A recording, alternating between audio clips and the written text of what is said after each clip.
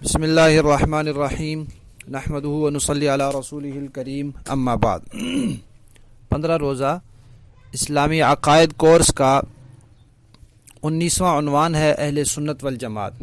اس عنوان کا مطلب اور مصداق سمجھنے سے پہلے یہ بات سمجھنی ضروری ہے کہ اختلاف کچھ لوگوں میں، کسی گروہ میں، کسی جماعت میں آپس میں اختلاف ہو جانا ایک فطری بات ہے۔ جیسے دنیاوی معاملات میں، انتظامی معاملات میں، سیاسی معاملات میں اختلاف ہو جاتا ہے، اسی طرح دینی معاملات میں بھی اختلاف پہلے بھی رہا ہے، اب بھی ہے، آئندہ بھی رہے گا۔ تو یہ جو دین میں اختلاف ہوتا ہے یہ 3 طرح کا ہے۔ ایک اختلاف ہے اصولی اختلاف، اس کو کہتے ہیں کفر اور اسلام کا اختلاف۔ دوسرا اختلاف ہے سنت اور بدعت کا اختلاف، اور تیسرا اختلاف ہے اجتہادی اختلاف۔ اصولی اختلاف کا مطلب یہ ہے کہ ضروریات دین، یعنی جو چیزیں پورے یقین کے ساتھ حضور سے ہم تک پہنچی ہیں، ان چیزوں میں سے کوئی آدمی کسی چیز سے انکار کر دے اور اس سے اختلاف رکھے تو وہ آدمی مسلمان نہیں رہتا، اس کے ساتھ پھر ہمارا اختلاف کفر اور اسلام کا اختلاف ہے۔ سنت اور بدعت کے اختلاف کا مطلب یہ ہے کہ صحابہ کرام سے جو چیزیں ثابت ہیں اور اس امت نے 1400 سال کے جو صحیح العقیدہ علماء ہیں انہوں نے ان کو اتفاقی طور پر قبول کیا ہے، ان کو کہتے ہیں مسلمات اہل سنت۔ اہل سنت کی اتفاقی چیزیں، ان سے اگر کوئی شخص اختلاف کرتا ہے تو وہ اہل سنت کے دائرے سے باہر ہو جاتا ہے، پھر اس کے ساتھ ہمارا اختلاف سنت اور بدعت کا ہوتا ہے۔ تیسرا اختلاف ہے اجتہادی اختلاف، کہ جو مسائل، شریعت کے جو مسائل قرآن و سنت اور صحابہ کرام کے اتفاقی فیصلوں میں واضح نہیں ہیں، ان میں پھر مجتہدین جن کو اللہ تعالیٰ نے اجتہاد کی صلاحیت دی ہے، وہ اپنی کوشش کرتے ہیں کہ قرآن و سنت کو سامنے رکھ کر ہم اس میں شریعت کی منشا معلوم کر سکیں۔ تو پھر جو ان کی سمجھ میں آتا ہے وہ بتا دیتے ہیں کہ مجھے اس بارے میں یوں لگتا ہے کہ قرآن و سنت کی منشا یہ ہے۔ تو اس میں کیونکہ ہر ایک کی سمجھ الگ ہے، ہر ایک کے فہم کا الگ درجہ ہے، اس لیے اس میں اختلاف ہو جاتا ہے، اور وہ اختلاف کوئی برا نہیں ہے۔ نبی کریم صلی اللہ علیہ وسلم نے فرمایا کہ اس طرح کا جب اختلاف ہوگا میری امت میں تو اس میں بھی رحمت ہوگی۔ تو یہ جو اجتہادی اختلاف ہے یہ تو کوئی برا نہیں ہے، لیکن اس سے اوپر درجے کے جو 2 اختلاف ہیں، سنت اور بدعت کا اختلاف اور اصول کا اختلاف یعنی کفر اور اسلام کا اختلاف، یہ برے ہیں، ان سے منع کیا گیا ہے۔ قرآن پاک میں اللہ تعالیٰ فرماتے ہیں، سورہ آل عمران کی آیت نمبر 104 ہے، وَلْتَكُمْ مِنْكُمْ أُمَّةٌ، کہ ایک امت قیامت کے دن، قیامت تک ایسی ہونی چاہیے جو لوگوں کو نیکی کی طرف بلائے اور برائی سے منع کرے۔ تو ظاہر بات ہے کچھ لوگ ہوں گے جو نیکی کی طرف نہیں آ رہے ہوں گے تو ان کو بلایا جائے گا، اور کچھ ہوں گے جو برائی میں مبتلا ہوں گے تو ان کو منع کیا جائے گا۔ تو یہ نیکی سے اختلاف رکھنے والے ہوں گے اور برائی سے نہ بچنے والے ہوں گے۔ اسی طرح آپ صلی اللہ علیہ وسلم نے فرمایا کہ تم میرے بعد بہت اختلافات دیکھو گے۔ یہ ابو داؤد شریف کی روایت ہے، تو اس سے بھی پتہ چلا کہ اختلافات ہونے ہیں۔ ابو داؤد شریف کی ایک اور روایت ہے، آپ صلی اللہ علیہ وسلم نے فرمایا کہ قیامت سے پہلے تاریک اندھیری رات کی ٹکڑوں کی طرح فتنے ہوں گے، اور اتنے زیادہ ہوں گے کہ صبح کو انسان مومن ہوگا تو شام کو کافر، شام کو مومن ہوگا تو صبح کو کافر، صبح کو صحیح عقیدے لے کر گھر سے نکلا، کسی نے کوئی بات غلط عقیدے والی ڈال دی اور وہ دل میں بیٹھ گئی اور اس نے بٹھا لی اور اس بات کو مان لیا، تو شام کو جب گھر واپس آئے گا تو یہ کافر ہوا ہوگا۔ اسی طرح آپ صلی اللہ علیہ وسلم نے فرمایا، ترمذی شریف کی روایت ہے کہ میری امت میں 73 فرقے ہوں گے۔ تو یہ ساری یہ آیت قرآن پاک کی اور آپ صلی اللہ علیہ وسلم کی یہ روایات بتا رہی ہیں کہ اس امت میں عقیدے کا اختلاف ہوگا، سنت و بدعت کا بھی ہوگا اور کفر اور اسلام کا بھی ہوگا، لیکن اسے پسند نہیں کیا گیا، اس سے منع کیا گیا ہے، اس اختلاف کو ناجائز قرار دیا گیا ہے۔ اللہ تعالیٰ فرماتے ہیں وَاعْتَصِمُوا بِحَبْلِ اللَّهِ جَمِيعًا وَلَا تَفَرَّقُوا، کہ آپس میں تفرقے بازی نہ کرو، اور اللہ اللہ کی رسی کو مضبوطی سے پکڑو۔ اور یہ جو دوسری آیت ابھی ہم نے سورہ آل عمران کی پڑھی، اس میں بھی اللہ تعالیٰ نے اس جماعت کی تعریف کی ہے کہ ایک جماعت ایسی ہونی چاہیے جو لوگوں کو خیر کی طرف بلاتی، یعنی جو صحیح عقیدے کو چھوڑ رہے ہیں ان کو بلاؤ، جو صحیح عمل کو چھوڑ رہے ہیں ان کو صحیح عمل کی طرف بلاؤ۔ یہ اختلاف برداشت نہیں ہے، سنت اور بدعت کا اختلاف برداشت نہیں ہے، اور کفر اسلام کا اختلاف برداشت نہیں ہے۔ صحیح عمل کو چھوڑ دینا برداشت نہیں ہے تو صحیح عقیدے کو چھوڑ دینا کہاں برداشت ہوگا؟ پھر آپ نے یہ بھی فرمایا، آپ صلی اللہ علیہ وسلم کا ارشاد ہے کہ کچھ لوگ میری امت میں ایسے رہیں گے جو اس دین کی حفاظت کریں گے، جو کچھ گمراہ قسم کے لوگ اس میں تحریف کریں گے اور اس کو نقصان پہنچانے کی کوشش کریں گے، یہ ان کے حملوں سے دین کی حفاظت کریں گے۔ اور آپ صلی اللہ علیہ وسلم نے فرمایا، مسلم اور ترمذی کی روایت ہے کہ میری امت میں ایک جماعت ہمیشہ ایسی رہے گی جو حق پر غالب رہے گی، دلائل کے اعتبار سے حق کو غالب رکھے گی، کوئی نقصان پہنچانے والا ان کو نقصان نہیں پہنچا سکے گا۔ لوگ ان کو تانے دیں گے فرقہ واریت کے، لوگ ان کو تانے دیں گے دوسری چیزوں کے، لیکن وہ کسی کی ملامت کی پرواہ نہیں کریں گے۔ تو یہ تو پیشین گوئی ہو گئی کہ اختلاف ہے، ہوگا، عقیدوں کا اختلاف بھی ہوگا، ہونا نہیں چاہیے، لیکن جب ہوگا تو پھر ہم نے کیا کرنا ہے؟ ہمیں لاوارث نہیں چھوڑا، ہمیں اپنی مرضی پر نہیں چھوڑ دیا کہ خود ہی کوئی طریقہ اختیار کر کے اس سے بچ جانا، نہیں، ایسا نہیں کیا، بلکہ ہمیں ایک معیار دیا ہے، ایک کسوٹی دی ہے، ایسے فتنوں کے زمانے میں اپنے آپ کو ان سے بچانے کے لیے ایک طریقہ بتایا ہے۔ وہ معیار اور کسوٹی کیا ہے؟ وہ صحابہ کرام ہے۔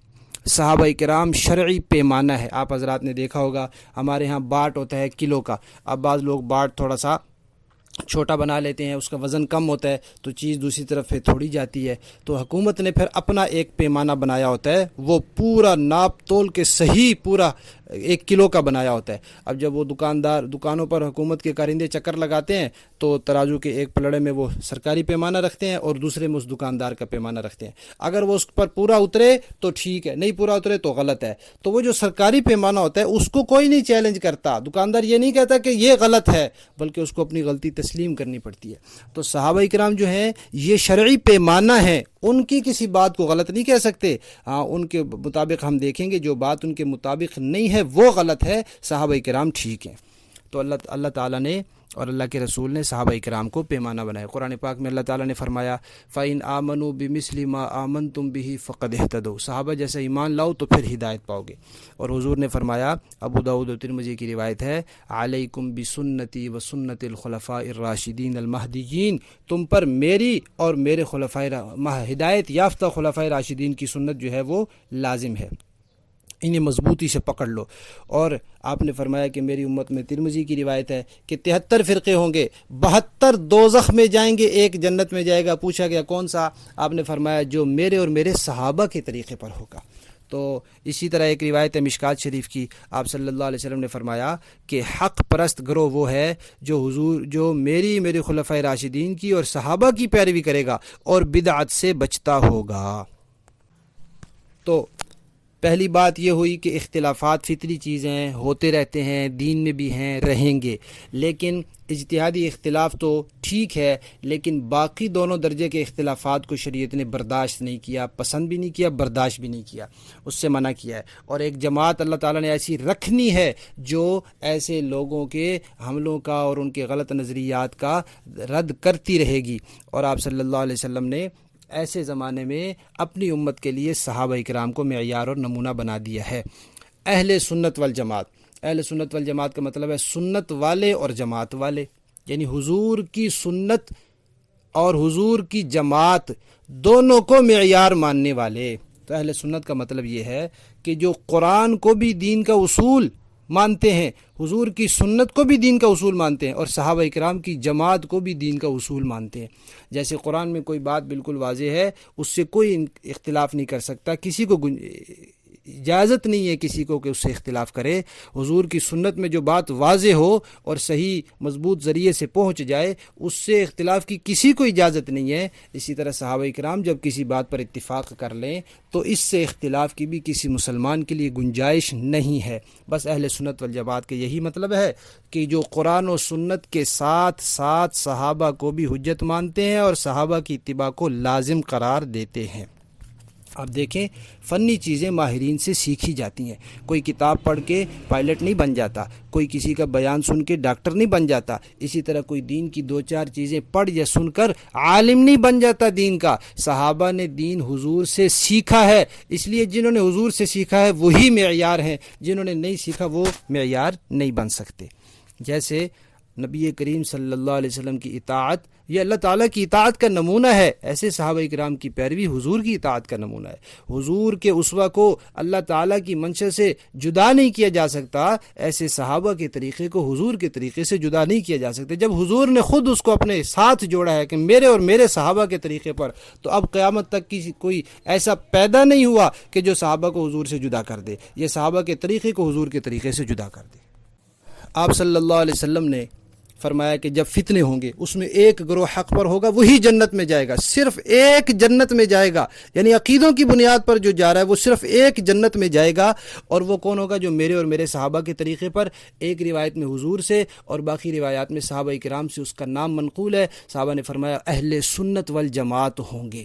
اب اس زمانے میں قرآن بھی تھا, حضور نے یہ نہیں فرمایا وہ اہل قرآن ہوں گے. اس زمانے میں حدیث بھی تھی, حضور نے یہ نہیں فرمایا وہ اہل حدیث ہوں گے, حضور نے فرمایا وہ اہل سنت والجماعت ہوں گے. اب اگر کوئی اہل سنت والجماعت کا عنوان چھوڑتا ہے, کسی اور طرف جاتا ہے, تو گویا اس کو حضور اور صحابہ کا دیا ہوا عنوان پسند نہیں ہے. اس عنوان کے تحت جو اصول, ضابطے اور عقائد آتے ہیں وہ پسند نہیں ہے, وہ ان سے فرار اختیار کرنے کے لیے دوسرا عنوان اختیار کرتا ہے. تو جب اس کو حضور اور صحابہ کا دیا وہ عنوان پسند نہیں ہے تو گویا اس کو اسلام پسند نہیں ہے. تو یوں کہتے ہیں کہ جس کو اہل سنت والجماعت کا عنوان گویا صحابہ کرام پسند نہیں ہے اور صحابہ کرام کی جماعت کو حجت سمجھنا پسند نہیں ہے, تو اس کو اسلام ہی پسند نہیں ہے. ویسے بھی قرآن کی طرف, تفسیر کی طرف نسبت کرنا, حدیث کی طرف نسبت کرنا, یہ ایک علمی تعارف ہے. جو لوگ تفسیر میں ماہر گزرے ہیں ان کو اہل تفسیر کہا جاتا ہے, جو حدیث کے ماہر عالم گزرے ہیں ان کو اہل حدیث کہا جاتا ہے, جو صرف نحو لغت کے ماہر گزرے ہیں ان کو اہل صرف, اہل نحو, اہل لغت کہا جاتا ہے. لیکن جتنے بھی صحیح العقیدہ لوگ گزرے ہیں مسلک اور عقیدے کے اعتبار سے سب نے اہل سنت والجماعت کا عنوان ہی اپنایا ہے, چاہے وہ امام بخاری ہو, امام مسلم ہو, امام ابو حنیفہ ہو, امام شافعی ہو, امام غزالی ہو, امام رازی ہو, جتنے بھی گزرے ہیں سب مسلک کے لحاظ سے اہل سنت والجماعت تھے. اس لیے ہمارا پورا تعارف یہ ہے, ہم مسلمان ہیں الحمدللہ, ہم مسلمان ہیں, لیکن پورا تعارف یہ ہے کہ ہم سنی مسلمان ہیں, کہ اسلام کے ضروریات دین کو بھی مانتے ہیں اور ضروریات دین کے دائرے میں ہم صحابہ کو بھی, قرآن و سنت کے ساتھ صحابہ کو بھی واجب الاتباع سمجھتے ہیں. اب یہ جو 4 بڑے ائمہ ہیں, حضرت امام ابو حنیفہ, امام مالک, امام شافعی, امام احمد رحمۃ اللہ علیہم, یہ سارے عقیدے کے اعتبار سے اہل سنت والجماعت ہیں. محدثین جتنے بھی گزرے ہیں, امام بخاری, امام مسلم, امام ترمذی, امام نسائی, امام ابن ماجہ, امام ابو داؤد اور جتنے محدثین, یہ سب عقیدے کے اعتبار سے اہل سنت والجماعت ہیں. مفسرین جتنے گزرے ہیں سب عقیدے کے اعتبار سے, اولیاء جتنے گزرے ہیں, حضرت خواجہ معین الدین چشتی اجمیری ہیں, حضرت شیخ عبد القادر جیلانی ہے, حضرت خواجہ بہاؤالدین نقشبند ہیں, اور جتنے بڑے بڑے لوگ گزرے ہیں, حضرت بہاؤالدین زکریہ ہیں, یہ سب کے سب لوگ عقیدے کے اعتبار سے اہل سنت والجماعت ہیں. حضور نے فرمایا ہر صدی میں اللہ تعالیٰ ایک مجدد بھیجتے ہیں, جو لوگوں نے دین میں غلط باتیں شامل کر لی ہوتی ہیں وہ مجدد ان سے دین کو صاف کرتا ہے. تو جتنے بھی مجدد آئے ہیں وہ سب کے سب اہل سنت والجماعت ہیں. تو ساری بات کا خلاصہ یہ ہے کہ اللہ تعالیٰ اور اللہ کے رسول نے فرمایا کہ اختلافات تو ہوں گے, اور یہ بھی فرمایا کہ اہل حق کا ایک گروہ ہوگا, اور یہ فرمایا کہ وہی گروہ جو ہے وہ جنتی ہوگا. اس کا نام کیا ہے؟ اہل سنت والجماعت. اس کی پہچان کیا ہے؟ حضور کی طرح حضور کے صحابہ اور جماعت صحابہ کی پیروی کو بھی لازم پکڑتے ہیں اور ان کو بھی حجت سمجھتے ہیں.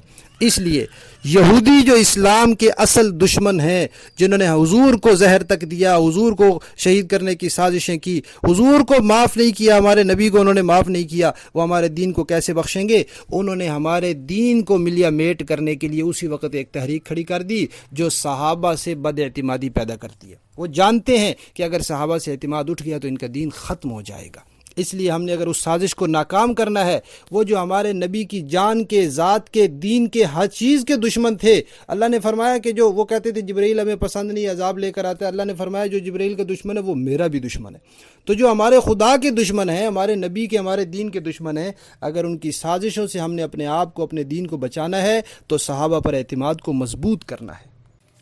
اسلام باقی رکھنا ہے تو صحابہ کے پیچھے چلنا ہے، حضور کو راضی رکھنا ہے صحابہ کی اتباع کرنی ہے، اللہ تعالیٰ کو راضی رکھنا ہے تو صحابہ کی پیروی کرنی ہے۔ اگر صحابہ نہیں ہیں تو نہ اسلام ہے، نہ دین ہے، نہ حضور کی اتباع ہے، نہ اللہ تعالیٰ کی رضا ہے۔